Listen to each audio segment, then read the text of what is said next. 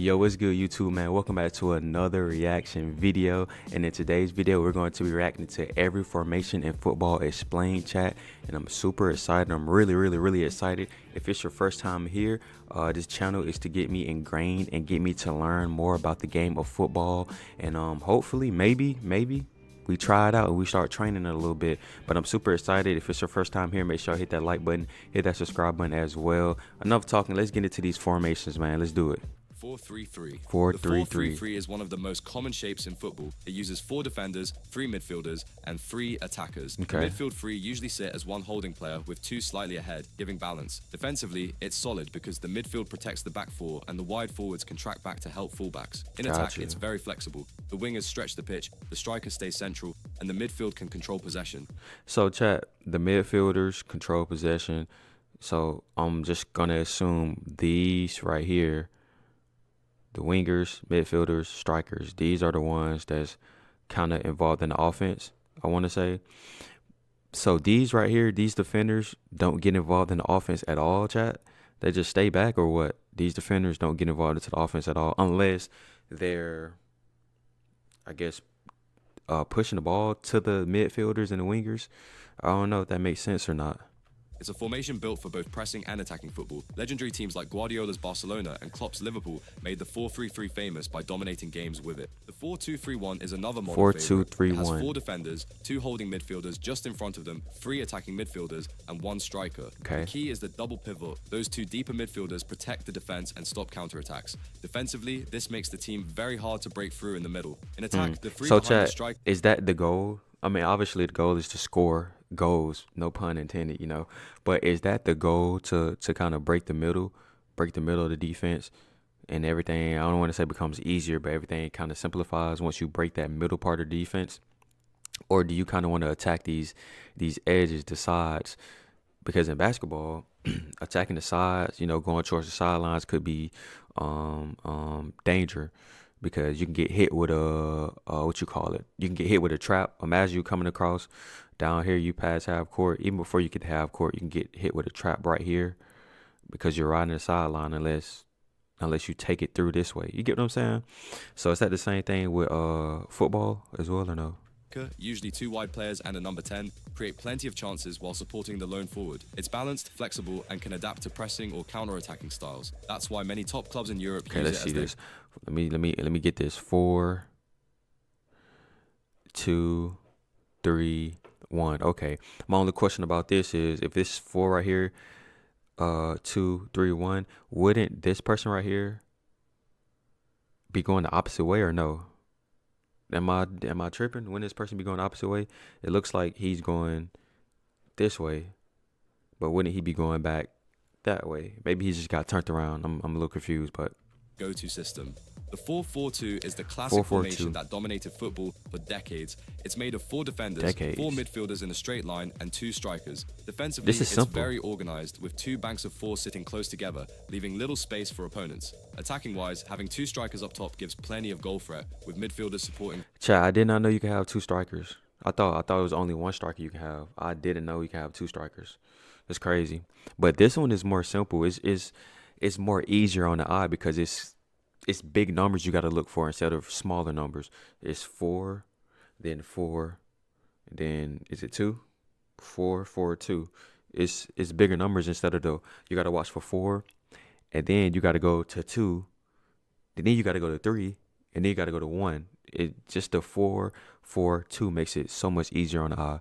From wide areas. It's simple, easy to understand, and doesn't require complicated tactics, Oh, look at that. which is why it became so popular worldwide. While less common today at the elite level, it was the foundation of many great teams, like Sir Alex Ferguson's Manchester United in the 1990s. Huge trophy, bro. The 4-1-2-1-2 4-1-2-1-2 is crazy. 4-1-2-1-2 is crazy, chat. Remember I said it's easier on the eye? Imagine the game is already fast. Like, it's 4-4-2. It has 4 defenders, a defensive midfielder at the base, 2 central midfielders, and an attacking midfielder behind 2 strikers. Defensively, the holding midfielder gives protection to the back 4, while the 2 central midfielders cover ground. In attack, the number 10 links play with the strikers, creating chances through the middle. It's excellent for controlling central areas, but can be exposed out wide because there are no natural wingers. Teams like Ancelotti's AC Milan used it successfully to dominate the mid. So it's no natural wingers Okay. So they basically can just go through. So they're giving up the wings to protect the inside, the middle. Field battle. 4-1-4-1. The 4-1-4-1. 4-1-4-1 is a compact and organized system. It has four defenders, a single holding midfielder sitting in front of them, four midfielders ahead, and one striker up top. Defensively, that holding midfielder is key, shielding the back four and stopping attacks through the middle. The midfield four can drop back to form two. She said this holding midfielder is the key in this defense right here. So I want to know what the contracts look like, chat. Who's the most, I guess, important player on the field? In American football, we know the quarterback is one of the most important. In basketball, it could go from the point guard to the center. So I think goalkeeper, this midfielder right here, and this striker, I think those are like the three, literally in this line, it's like the three most important positions. That's just me, trying to learn the sport, looking at what I know now. It just seems like these are the most important. His job is to score. His job is to keep or, kind of clog that middle up, stop people from getting that middle. His job is to stop people from scoring the goals. So I think these are the top three positions. Two strong banks, making the team tough to break down. In attack, the wide midfielders push forward to support the lone striker, while the central players link up in possession. It's simple, stable, and works well for teams who want to frustrate opponents while keeping shape.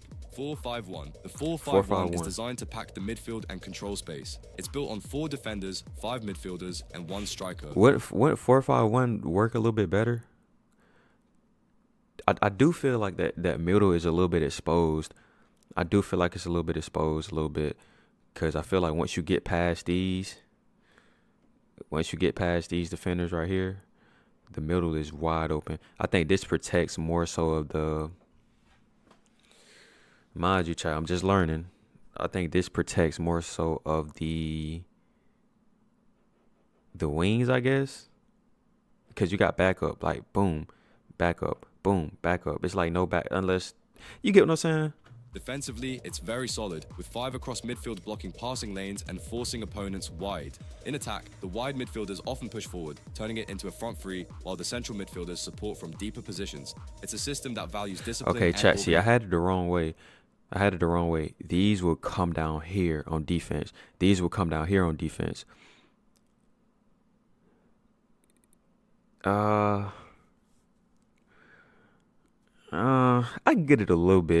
I get it a little bit. So these just pop back a little bit. That's it.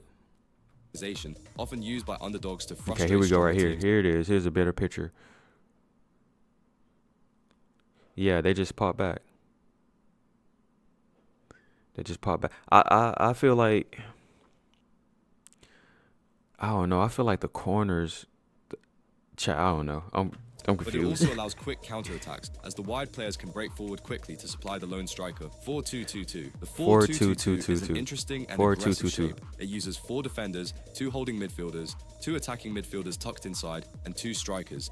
Defensively, the double pivot gives protection in front of the back line, making it harder for opponents to attack centrally. In Okay. attack, the two attacking midfielders operate in half spaces, linking play with the strikers and creating overloads. With two forwards So up with front, these in half spaces, with these midfielders, chat, or whatever you want to call them, whenever they turn on offense, look at how they with move the them strikers around. and creating See how they move them around from like here to down here. Where can they move? Can they go just anywhere on this side, or is it just here to here, like they said, or can it be all of this over here? I'm gonna assume it can be all of this. All of this is their zone. All of that is their zone. All of that is the what you call it, the striker zone. All of this is the striker zone.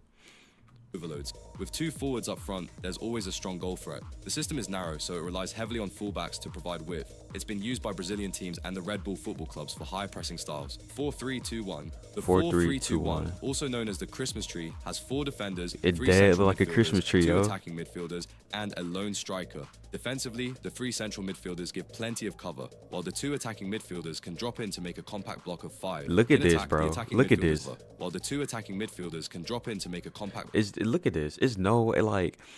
See, this is what I'm saying. It's a difference between American. Obviously, it's a difference, but maybe it's because it's my first time seeing this. But remember, I made a video, a couple of videos back, where I said it just looks like a lot of people is on the field. And maybe it looks like that because I don't get the formations yet and all that stuff. But you can't tell me this don't look cramped, bro. Like, you can't tell me, like, this isn't easy to get, misplaced out of your zone, get lost out of your zone, things of that nature. It's crammed up. It's crammed up. Obviously, I feel like on the soccer field, it's bigger. You can see. Y'all get what I'm saying, man. Block I of guess. 5. In attack, the attacking midfielders play behind the striker, creating chances and linking play, while fullbacks often push forward to provide width. It's a formation designed for control in midfield, limiting space for opponents. Carlo Ancelotti's AC Milan famously used it in the 2000s, combining creativity with defensive strength. 4-1-2-3. The 4-1-2-3 is a modern variation of the 4-3-3. It uses 4 defenders, 1 holding midfielder sitting deep, 2 central midfielders, and a front 3. Defensively, the single holding midfielder protects the back 4, allowing the other 2 midfielders to press higher up the pitch. This makes it tough for opponents to build through the center. In attack, the wide So I'm gonna forwards just stretch assume this is like the third time, fourth time they mentioned the center. So I'm gonna just assume the center is like one of those. Don't let nobody. It's just like basketball. Don't let nobody come in his paint. I guess the center is kind of like that. game. The central striker provides a focal point, and the midfield supports from behind. It's a possession-heavy system that suits teams who want control and fluidity. 3-4-3. The 3-4-3 is an adventurous and modern setup. It has 3 centre-backs, 4 midfielders, including wing-backs, and 3 attackers. Defensively, the wing-backs drop into a back 5, making it compact. In attack, those wing-backs push high to provide width, while the front 3 stretch the opposition. It's a great system for pressing because the attackers can close down quickly and force mistakes. It suits teams who want to control possession while still being dangerous going forward. Gotcha. Antonio Conte's Chelsea won the Premier League with the 3-4-3, and it remains popular with coaches. See, chat. I'm not. Here's what I'm saying. This is a. Is this a 3-4-3? 3-4-3. This looks. It doesn't look confusing as the other ones with like the 6 numbers in it or the 5 numbers. This looks a little bit better. I guess when you can see it like this, I can kind of understand it way better because I can see where everybody is supposed to be instead of looking at those red dots. Those red dots is hella confusing. I can kind of see it a little bit better here. I kind of see where everybody needs to be at and things of that nature. With the red dots, it just makes it look like it's a lot of people on the field. Flexibility. 3-5-2. 3-5-2. 3-5-2 has 3 centre-backs, 5 midfielders with wing-backs on each side, and 2 strikers. Defensively, the midfield 5 make it tough to play through, and the wing-backs track back to form a back 5 when needed. In attack, the wing-backs push forward to provide width, while the 2 strikers combine up front. This gives teams both attacking options and defensive stability. It's particularly effective for counter-attacking because of the 2 strikers, but it can also dominate games with strong midfield control. Conte's Juventus and Inter Milan used the 3-5-2 to great success in Italy. See, chat. Here's what it is. Conte's Juventus. Here's what I'm talking about. 3-5. Okay. 3-5-2. Yeah. This 3-5-2. This is. Am I tripping? This is 4 players. 1, 2, 3, 4. Okay, I got it. See, that's exactly what I'm talking about. Where is the zones? And it's confusing to me, and you can't tell me that you will lose your zone. Look at this.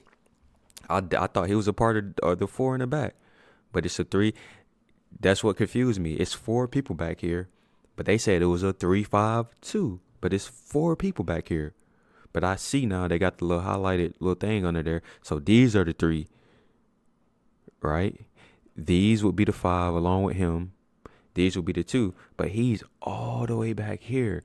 That's what I'm saying. It gets like jumbled up and mumbled up and stuff like that. It's a little bit harder to understand it. I feel like I have to go and have to watch multiple videos to really understand it. To great success in Italy. 3-4-1-2. The 3-4-1-2 is a 3-4-1-2. variation of the 3-5-2. It has 3 centre-backs, 4 midfielders with wing-backs, 1 attacking midfielder, and 2 strikers. Defensively, the midfield 4 and back 3 create a solid block in the centre. In attack, the number 10 plays behind the strikers, linking midfield to attack and creating chances. This gives the team both creativity and goal threat. It's a system that allows flexibility, solid when defending but dangerous in attack. 3-2-4-1. 3-2-4-1 is a very attacking system. It has 3 defenders, 2 holding midfielders, 4 attacking And I can tell midfielders. this is a very attacking heavy formation because, like you said, it's 4 it's four down here that can help with attacking instead of it being the normal three, or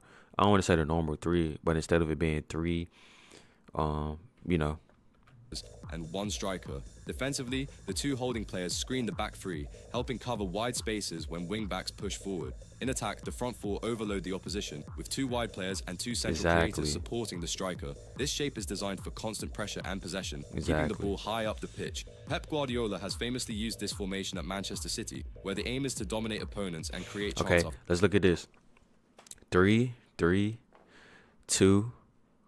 The four right here, and then the one. Okay, this is way better. I can get this. Some of them I understand way better, or some of them not understand. Some of them I can look at and I can see it instantly, and then others I look at and I be like, this is confusing. Like, it's so many people, so many places doing so many different things. Like, it could be a little confusing. The chance. 3-4-2-1. 3-4-2-1 has three centre backs, four midfielders with wing backs, two attacking midfielders, and a striker. Defensively, the wing backs drop back to create a back five, keeping the team compact. In attack, the two attacking midfielders support the striker, often drifting wide or dropping into pockets of space to create chances. It's a flexible formation that gives both defensive security and attacking numbers. Thomas Tuchel used this at Chelsea, with players like Mason Mount and Kai Havertz thriving as the two behind the striker. Okay. 5-3-2. The 5-3-2 has five defenders with wing backs, three central midfielders, and two strikers. Defensively, the back five make it. Chat, this is easier. This is easier to get. Some stuff is just easier on the eye. I think whenever you get into those formations where it's four numbers, maybe five numbers, that's when it gets a little like what? See, this easy. Literally 5-3-2. It's easy. It's easier to understand on the eye. Break down, with wing backs tucking in alongside the centre backs. In attack, the wing backs provide width while the two strikers stay ready to counter quickly. It's a system often used by teams who want to defend deep and hit opponents on the break, but it still allows for a striking partnership. 5-4-1. 5-4-1. The 5-4-1 is one of the most defensive systems in football. It has five defenders, four midfielders, and a lone striker. Defensively, it's incredibly hard to break down, with almost no space between the lines. Yeah. The wide midfielders drop deep to help the fullbacks, forming a low block. In attack, it relies heavily on counterattacks, with the lone striker supported by quick runs from midfield. It's most often used by underdogs trying to frustrate bigger teams. So Saka supported by quick runs from midfield. It's most often attack, it relies heavily on counterattacks. Counterattacks. You said it relies heavily on counterattacks. So what are the different types of attacks down here? Could y'all let me know that in the comments down below? Counterattack.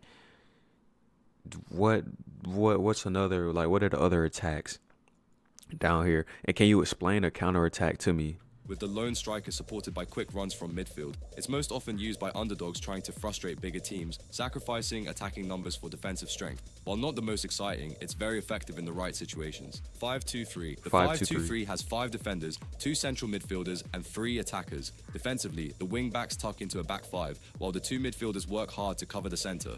In attack, the front three press high and break forward quickly, with wing backs pushing on to create width. This shape is compact at the back. Chat, how long quickly, is this? How long is this run for the wingbacks? Because the wingbacks have to tuck in, and they also said they have to come up a little bit as well.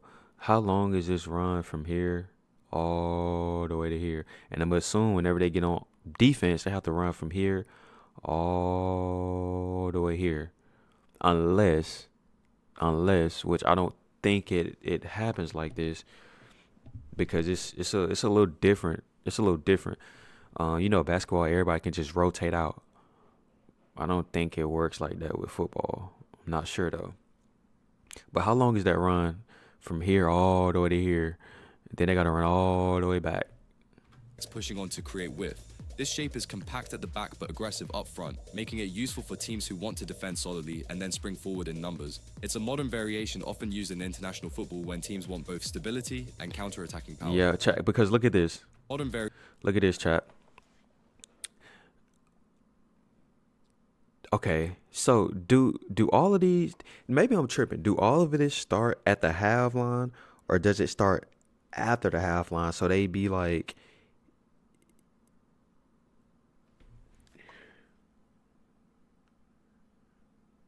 yeah, I'm confused, chat. I'm confused. It's a good confused though. It's a good confused.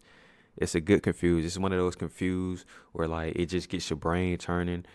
and you'll eventually figure it out. It's not one of those confusion, or it's not a confusion where it's like, this is aggravating, I don't understand it, I'm gonna just let it go. No, it's a confusion like, it's piquing my interest. So if you guys enjoyed this video, man, let me know in the comments down below. Also, let me know any more formation videos that I can watch and kind of explain it a little bit better to kind of help me to understand it. Even if you guys know how to explain it better, you guys can help me in the comments as well. I do appreciate you guys clicking this video, vibing out, things of that nature. Hopefully you guys enjoy it, and I'll see y'all next vid.